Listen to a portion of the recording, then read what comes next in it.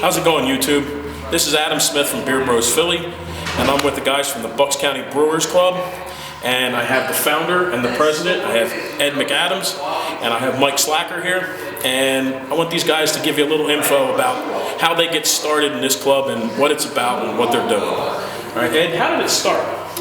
Basically, I was approached by some of the customers. I own the homebrew supply shop, Homestead Product Supply, and a bunch of us local brewers were all interested in meeting every once in a while and enjoying some beers and discussing some beers. And we decided to meet at a local pub around the corner from us called Becker's Corner. And it was just a few people, and then Mike was one of our first guys there, and Ken, and a small group of us. And then from there it snowballed. I mean, the group just got huge. And after we got big enough, we elected some officials, and Mike was elected president. I was elected president. All right, now Mike, as your president of this, I mean, what do you guys actually do? Not so much your job as president per se, but what's the focus of the group? Is it more about, brewing the style, or is it just about like friends coming together, helping each other, and everybody networking, towards one?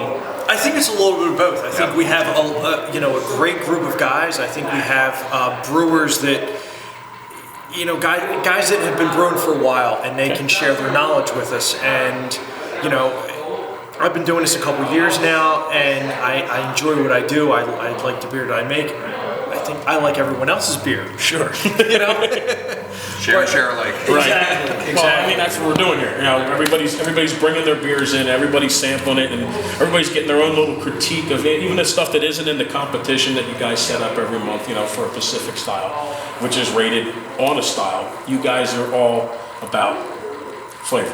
Flavor and good beer. Yeah, we're all here to learn from each other. Not one person knows it all. So that way, when we interact, you taste something you never tried before, and you get that person's recipes, ideas, different brewing techniques. It's basically everybody just learning from each other. Sure.